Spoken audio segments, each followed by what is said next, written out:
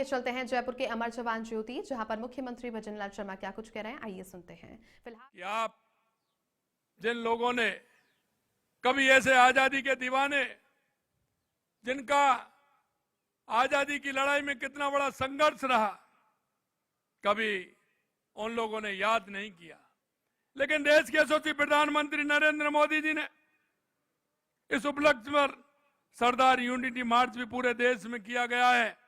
आज इस मार्च के अंतर्गत यमुना प्रभा की बस यात्रा का आयोजन यहां से हो रहा है। यात्रा में राजस्थान, हरियाणा, उत्तर प्रदेश और मध्य प्रदेश के युवा इसमें भाग ले रहे हैं। और भाग ही नहीं ले रहे, ये सरदार वल्लभ भाई पटेल जी के जन्म स्थान पर भी जा रहे हैं और उस जन्म स्थली को और वो पुण्य जन्म स्थली को जा करके अपना मस्तक भी नवाएंगे, उनको प्रणाम भी करेंगे, जो ऐसा व्यक्तित्व उन्होंने दिया है। यह यात्रा केवल एक कार्यक्रम नहीं है, यह हमारे युवाओं के लिए सरदार पटेल जी के जीवन, उनके संघर्ष और उनकी देशभक्ति का करीबी से जानने का अवसर है। उस पावन धरती पर पहुंचकर उन्हें सरदार पटेल जी के आदर्शों, मूल्यों को समझने का प्रत्यक्ष अनुभव मिलेगा। यह यात्रा हमारी युवा पीढ़ी को राष्ट्रीय एकता, देशभक्ति और स्वदेशी भावना से भी जोड़ेगी।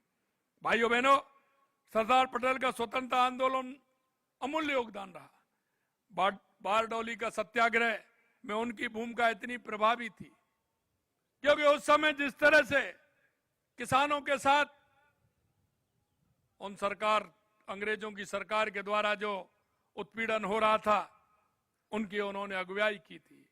और वहां जब वो गए तो महिला ने उन्हें सरदार की उपाधि दी और वो आज तक सरदार पटेल कहलाए। ये देश के हमारे लौह पुरुष सरदार वल्लभ भाई पटेल थे।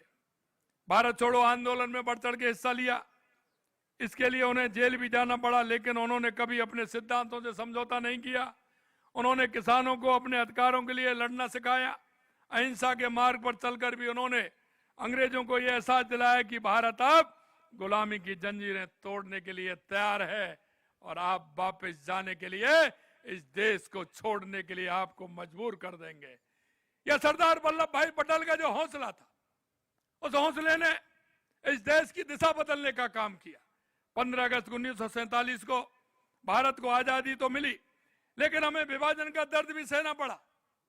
लेकिन मैं कहना चाहता हूं मेरे भाइयों, उस समय देश सैकड़ों टुकड़ों में बटा हुआ था, 562 रियासतें। हर जो रियासत का राजा था वो अपने आप को स्वतंत्र मानता था। वो कहता था कि हम स्वतंत्र रहना चाहते हैं। ज्यादा रियासतें भारत में शामिल होने के लिए कुछ तैयार सरदार वल्लभ भाई पटेल जी ने उनको किया, और कुछ रियासतें तो ऐसी थी जो पाकिस्तान में मिलना चाहती थी। अभी हमारे प्रदेश अध्यक्ष जी ने जिक्र किया, चाहे वह हैदराबाद हो, जूनागढ़ हो, उन्होंने सबको बड़े प्यार से, प्रेम से, दृढ़ता के साथ मनाया और नहीं माने तो कूटनीति का भी परिचय दिया और अपने हौसले का भी परिचय दिया और उनको बता दिया कि ये भारत में मिलकर के रहेंगे। और आपने देखा हैदराबाद के साथ जिस तरह से उन्होंने वहां की जनता का समर्थन, चाहे वो हैदराबाद हो या जूनागढ़ हो, वहां की जनता का समर्थन भारत के लिए था। तो सरदार पटेल ने दृढ़ता के साथ उनको भारत में मिलाने का काम किया। सरदार पटेल ने हैदराबाद में ऑपरेशन पोलो चलाकर हैदराबाद भारत में विलय किया, और इस तरह जूनागढ़ का नवाब चाहता था, लेकिन वहां की जनता चाहती थी। मैं आपसे एक बात और कहना चाहता हूं मेरे भाई और बहनों, जितनी भी देश की रियासतें थी, सरदार पटेल जी को उनको दायित्व था, उन्होंने उस दायित्व को पूरा किया। लेकिन एक रियासत ऐसी थी, आप समझ गए होंगे उसका दायित्व किसको था। उसको हमें दशकों तक उसका दंश झेलना पड़ा। मैं धन्यवाद देना चाहता हूं देश के यशस्वी प्रधानमंत्री नरेंद्र मोदी जी को कि उन्होंने सरदार पटेल के सपने को पूरा किया। धारा 370 जम्मू फिर से हटा करके आज उसको देश का अभिन्न अंग बनाने का काम किया। मित्रों, यही दृढ़ता होती है और उस दृढ़ता के साथ देश के यशस्वी प्रधानमंत्री नरेंद्र मोदी जी ने काम किया है। मैं आपको यह भी कहना चाहता हूं, सरदार पटेल ने भारत की एकता और अखंडता के लिए जो लक्ष्य उन्होंने बनाया उस लक्ष्य को पूरा किया। आपने देखा होगा, मैं इस देश का दुर्भाग्य है कि जिस महापुरुष ने देश के लिए इतना कुछ किया उसे भुला दिया गया था, उसके इतिहास के पन्नों से हटा दिया गया था। आजाद भारत के इतिहास के पन्नों में उनके योगदान को मिटाने का प्रयास किया। वे जिस सम्मान के हकदार थे उन्हें नहीं दिया गया। अब तक किन लोगों को महिमा मंडित किया जाता रहा है ये आप सभी जानते हैं, और यही नहीं जानते, उनका योगदान भी जानते हैं कि उनका योगदान कितना रहा। लेकिन देश की आजादी में केवल एक ही परिवार का योगदान और उसका गुणगान किया जाता है। मैं आपको कहना चाहता हूं मेरे भाइयों, लेकिन आज समय बदल गया, आज समय बदला और आप देख रहे हैं लगातार यशस्वी प्रधानमंत्री नरेंद्र मोदी जी के नेतृत्व में सरदार पटेल की विरासत को आगे बढ़ाने का बीड़ा उठाया है। उनके नेतृत्व में भाजपा सरकार आज उन्हें उचित सम्मान दे रही है। आज सरदार पटेल की प्रतिमा विश्व की सबसे बड़ी प्रतिमा स्टैच्यू ऑफ यूनिटी के रूप में जानी जाती है। और आप देख रहे हैं उनका अधूरा सपना भी प्रधानमंत्री जी ने पूरा किया। जैसा मैंने कहा, धारा 370 हटा करके प्रधानमंत्री जी भारत को एक सूत्र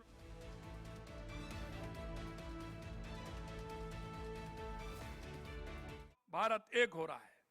मोदी जी के नेतृत्व में भाजपा की सरकार में जितना काम हो रहा है, और आप देख रहे हैं 2014 के बाद देश के अंदर जितना बड़ा बदलाव हुआ है।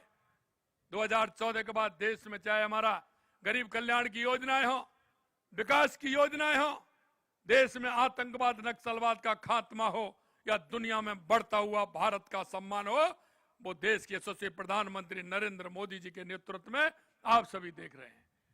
और मैं इतना और कहना चाहता हूं, क्योंकि सरदार पटेल के संकल्प और सपनों को प्रधानमंत्री नरेंद्र मोदी जी पूर्ण कर रहे हैं।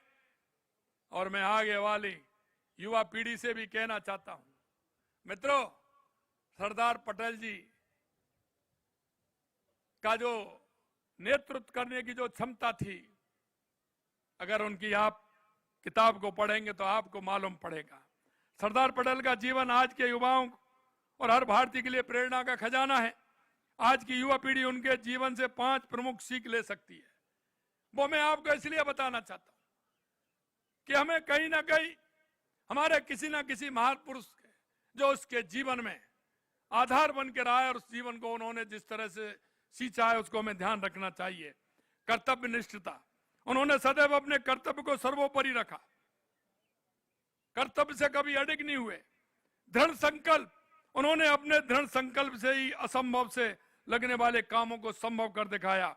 एकता, उन्होंने सभी को सिखाया कि एकता में ही शक्ति है। ईमानदारी, आप देख सकते हैं उन्होंने जिस तरह से काम किया, सत्यनिष्ठा और ईमानदारी के साथ उन्होंने सदा अपने जीवन में ईमानदारी और सत्यनिष्ठा का पालन किया। दूसरा है सादगी। आज जब दिखावा और भौतिकता हावी है, उनका जीवन हमें सादगी से जीने के लिए प्रेरित करता है। मित्रों, मैं आपसे अंत में यही कहना चाहता हूं कि आज बहुत अच्छा अवसर है, क्योंकि आज संविधान दिवस भी है। मैं आप सभी को संविधान दिवस की बहुत बहुत शुभकामनाएं देना चाहता हूं। बाबा साहब भीमराव अंबेडकर जी को भी मैं याद करना चाहता हूं कि उन्होंने देश के लिए पूरी दुनिया में सबसे बड़ा लोकतंत्र, उसका संविधान हमें दिया। आज हम उस संविधान के आधार पर हमारा देश चल रहा है। मित्रों, आज सरदार पटेल जी की 150वीं जयंती पर हम संकल्प लें, हम उनके दिखाए रास्ते पर चलें। मैं आपसे एक और कहूंगा कि हमारे हर युवा को यह संकल्प लेना चाहिए, क्योंकि हम हमेशा से कहते हैं कि हमारे लिए देश पहले है। हम तो यहां तक हमारी पार्टी के अंदर भी पहला जो वक्तव्य होता है हमारा, हम राष्ट्र सर्वोपरि की बात करते हैं। आपने देखा सबसे पहले हम इस मंच पर आए, दीप प्रज्वलन किया और मां भारती के चित्र पर हमने पुष्पांजलि दी। ये हमारे संस्कार में, हमारे विचार में है। हम राष्ट्र को पहले मानते हैं, पार्टी को दूसरे नंबर मानते हैं और व्यक्ति को तीसरे नंबर पर मानते हैं। इसलिए मैं कहना चाहता हूं, आप जैसे राष्ट्र प्रेमी लोग, आप जैसे राष्ट्र के प्रति समर्पित भाव से काम करने वाले लोग। आवश्यकता है, क्योंकि स्वामी विवेकानंद ने कहा था कि 21वीं सदी भारत की होगी। आप देख रहे हैं बदलता हुआ परिदृश्य आपने देखा है। उस नरेंद्र ने कहा और ये नरेंद्र करके बता रहे हैं, ये नरेंद्र करके बता रहे हैं। युवा साथियों, मैं अंत में इतना कहना चाहता हूं कि पूरा विश्व भारत की तरफ देख रहा है, देश के यशस्वी प्रधानमंत्री नरेंद्र मोदी जी की तरफ देख रहा है। और आज आप देख रहे हैं हमारे पास विश्व के सबसे बड़े लीडर हैं, तो हमारे देश के यशस्वी प्रधानमंत्री नरेंद्र मोदी जी हैं। हम उनके नेतृत्व में काम कर रहे हैं। हम हमारे भारत को नई ऊंचाइयों पर ले जाएंगे। हम अपने मतभेद भुलाकर राष्ट्र की एकता को सर्वोपरि स्थान देंगे। एक मजबूत एकजुट विकसित भारत के निर्माण में हम सब अपना योगदान दें। मैं आपकी इस यात्रा के लिए पुनः शुभकामनाएं देते हुए मैं मेरी वाणी को विराम देता हूं। आप सभी का बहुत बहुत अभिनंदन। आपकी यात्रा शुभ हो और आप निश्चित रूप से सरदार पटेल जी के जीवन से आप प्रेरणा लें और प्रेरणा लेते हुए आगे बढ़ें। और ये युवा तरुणाई जब आगे बढ़ेगी तो निश्चित रूप से इस देश में बदलाव आएगा, दुनिया में भारत का नाम होगा। इस आशा और विश्वास के साथ बहुत बहुत धन्यवाद।